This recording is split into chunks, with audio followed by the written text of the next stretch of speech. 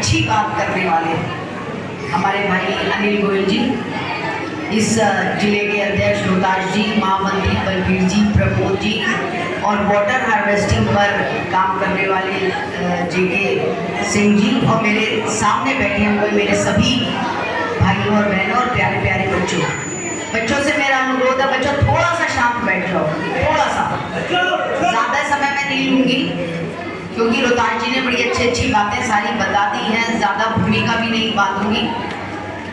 लेकिन मेरे सामने बड़े सारे छोटे स्कूल चलाने वाले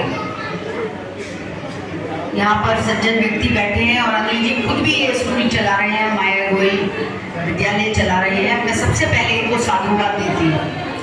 बड़े बड़े स्कूल, बड़े बड़े अच्छे इलाकों के अंदर स्कूल, एयर कंडीशन स्कूल, लाखों रुपए लेने वाले स्कूल, बड़े बड़े काम करने वाले लोग तो बहुत आपने देखे होंगे। लेकिन जहाँ पर सबसे ज़्यादा ज़रूरत है, जहाँ पर सकरी गलियाँ हैं, जहाँ पर इतना स्थान नहीं है, आधे से ज़्यादा लोग घर के बाहर बैठे मिलते हैं, जहाँ पर बच्चे बाहर खेलते हैं, ऐसे में स्कूल चलाने के लिए आप सभी साधुवाद के पात्र हैं। मैं सच में आपका अभिनंदन करती हूँ। अभी हाल फिलहाल मैं बुंदेलखंड, चित्रकूट और ऐसी ऐसी जगहों के अंदर गई तो मैंने देखा कि काम बहुत हो रहा है, लेकिन अभी बहुत काम करने की आवश्यकता है। न जाने कितने बच्चे ऐसे हैं जो अभी भी शिक्षा चाहते हैं लेकिन उनको शिक्षा नहीं मिल रही। न जाने कितने ऐसे युवा थे, कितने ऐसे बच्चे थे बुंदेलखंड के अंदर, चित्रकूट में। मैंने उनसे पूछा कि आप स्कूल जा रहे हो? नहीं स्कूल जा रहे। एक माँ के 8 बच्चे हैं। मैंने कहा आपके 8 बच्चे पढ़ते हैं, एक भी बच्चा स्कूल नहीं जा रहा। एक व्यक्ति से मैंने पूछा कि आपने आज सुबह से कितना कमाया है? वो बोला जी आज काम मिल गया था, 50 रुपए मिले हैं। अभी दिल्ली के साउथ दिल्ली एरिया से मैं आ रही हूँ। सच में जैसे ही संगम विहार के अंदर प्रवेश किया तो मुझे लगा कि जीवन ये भी है, और इस जीवन को समझने वाले, इस जीवन के अंदर कुछ काम करने वाले बहुत बिरले होते हैं। उनको मैं प्रणाम करती हूँ। आज बहुत सुंदर नाटिका बच्चों ने यहाँ पर की है। जल के महत्व को सबने बता दिया है और रोहतास जी ने भी बहुत अच्छा बता दिया है जल का महत्व क्या है। सिर्फ छोटी सी बात आपसे करूँगी, चाहे यहाँ पे बड़े बैठे हैं, चाहे यहाँ बच्चे बैठे हैं। सबसे पहले तो आप मुझे ये बताओ कि पानी कहाँ से आता है? कहाँ से आता है पानी? पानी का क्या सोर्स है? पानी का सोर्स अल्टीमेटली जो है वो एक ही है, वर्षा, है ना। वर्षा के ऊपर किसी का नियंत्रण नहीं है। वर्षा एक लिमिट में आती है, सीमा में आती है, या हमारी धरती के नीचे पानी होता है। 2 जगह से आता है ना पानी, लेकिन वो जो धरती के नीचे पानी होता है वो भी क्या होता है? वो हमारा जो हम वर्षा से नीचे पानी को पहुंचाते हैं तो वो पानी उसके अंदर रहता है। हमारा देश जो है भारत, ये देश पूरे विश्व की जो जनसंख्या है उसका 16% है। हम 16% जो है जनसंख्या को यहाँ पर संभाल रहे हैं विश्व की, लेकिन हमारे पास जो पीने का पानी है वो केवल 4% है विश्व का पीने का पानी। समुद्र का पानी आप पी नहीं सकते। समुद्र इतना बड़ा होता है, विशाल होता है, लेकिन उसके पानी को हम पी नहीं सकते। हम आश्रित होते हैं नदियों के पानी पे। जो हमारे पाताल में पानी होता है, वो पाताल का पानी भी हमें कहाँ से मिलता है? ऊपर आसमान से मिलता है। आज देश के अंदर 65% नीचे का पानी, पाताल का पानी सूख गया है। आप 150 मीटर पे जाकर या 300 किलोमीटर पे जाके या 150 मीटर पे जाके आप पानी को निकालते थे पहले, लेकिन अब तो आपको पानी नीचे तक नहीं मिलेगा। स्थिति बहुत भयानक है। हमारे घर में हमारे टैप से जब पानी आ जाता है तो उनको लगता है कि शायद ये तो बहुत आसान है, नल खोलो और पानी आ गया। अभी एक कॉलेज के अंदर गई तो मैंने उनसे पूछा कि आपके यहाँ पे पानी कहाँ से आता है? सारी लड़कियों ने हाथ खड़ा कर दिया, कॉलेज की विद्यार्थी। सबने कहा टैप से पानी आता है, फिर पीछे से कहां से आता है, मोटर क्या होती है नहीं पता, मोटर क्या चीज है नहीं पता, मोटर में पानी कहां से आएगा, पाताल से कैसे आएगा पानी नहीं पता। पूरे विश्व का जो पूरे के पूरे मौसम का जो आंकड़ा है वो गड़बड़ा गया है।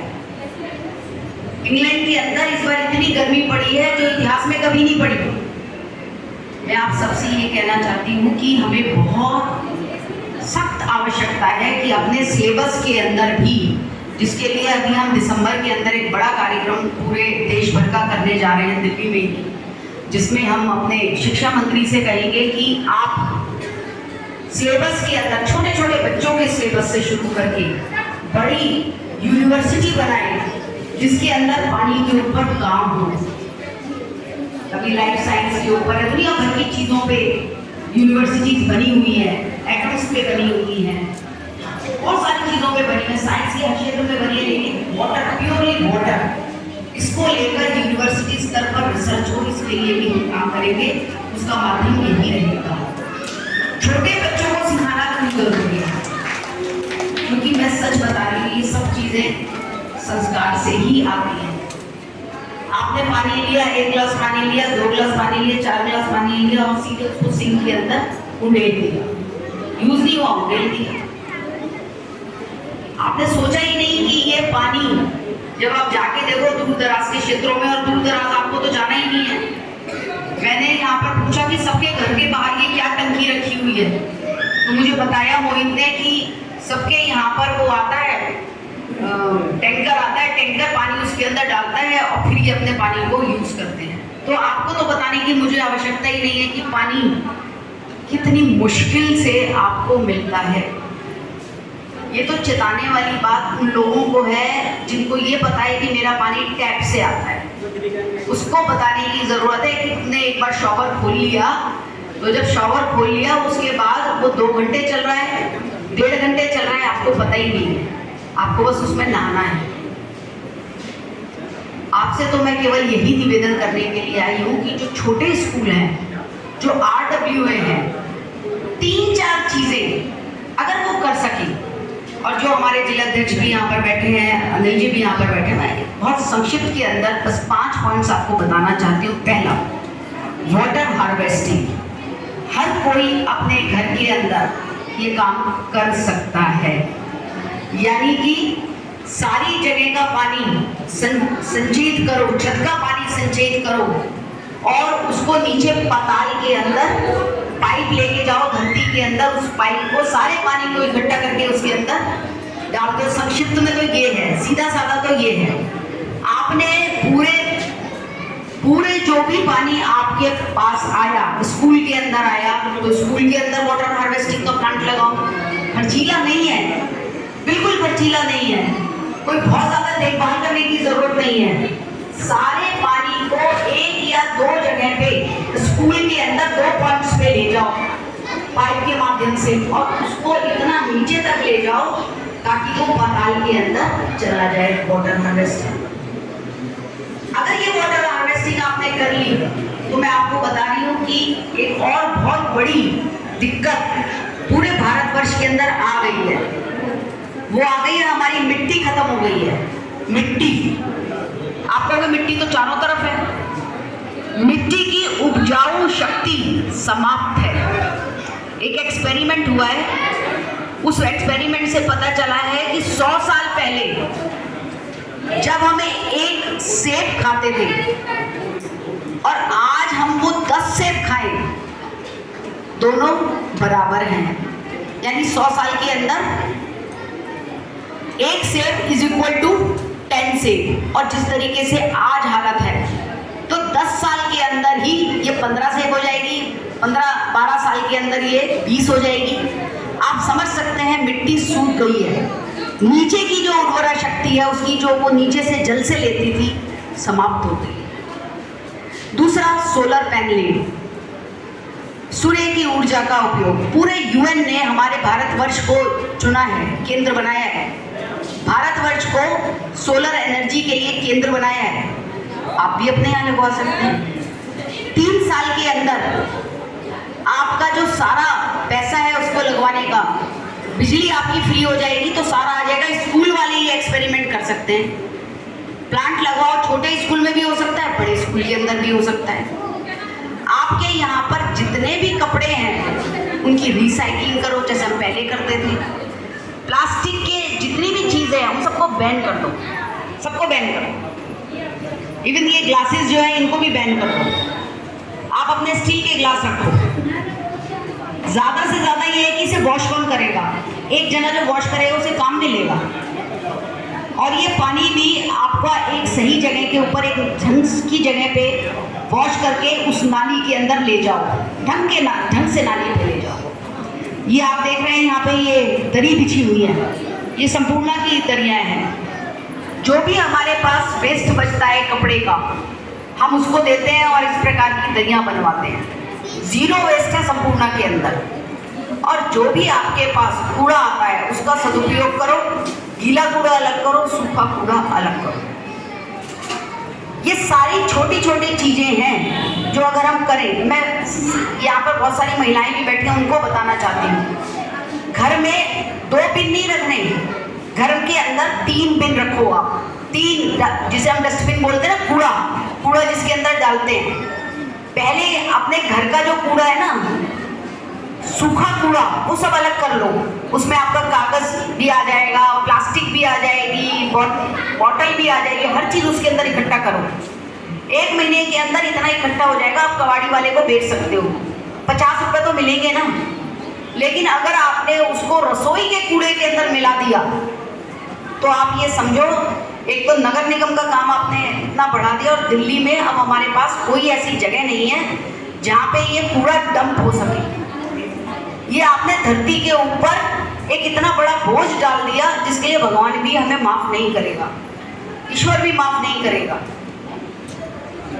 इस प्रकार से अगर हम छोटी छोटी चीज़ों को कर लें और अपने अपने स्कूल, अपने अपने इंस्टीट्यूशन, अपनी अपनी संस्था, अपने अपने RWA, अपने कम्युनिटी सेंटर और जो कुछ घर में कर सकते हैं, ऐसी आदतों को स्कूलों के माध्यम से बच्चों में भी डालें, बड़ों के अंदर भी डालें। कम से कम पानी का अपने जीवन में प्रयोग करें ताकि हम लोग पीने का पानी तो पी सकें। प्रधानमंत्री जी ने सबसे हाथ जोड़ के कहा कि आप हर जिले के अंदर 75 सरोवर बनाओ। हर जिले में सरोवर, तालाब, जोड़, कोई भी नाम दे दो। मैं कुछ जगहों पे देख के आई, इतना दुख हुआ मुझे देखकर कि जो वो बन रहे हैं सरोवर, प्रधानमंत्री जी के कहने पे DM उसको बना रहे हैं, उसके अंदर उन्होंने ये नहीं देखा कि इसका कैचमेंट एरिया क्या है। कैचमेंट एरिया का मतलब जहाँ से वो पानी आके उस तालाब में गिरेगा, वो नहीं देखा। जहाँ उनको जगह मिली एक गड्ढा खोदा, पानी भर दिया और जी तालाब बन गया। और DM ने भी दिखा दिया कि देखो मैंने तालाब बना दिया। आप सबको एक आवाज़ उठानी है, ये तालाब ही हमें बचाएंगे।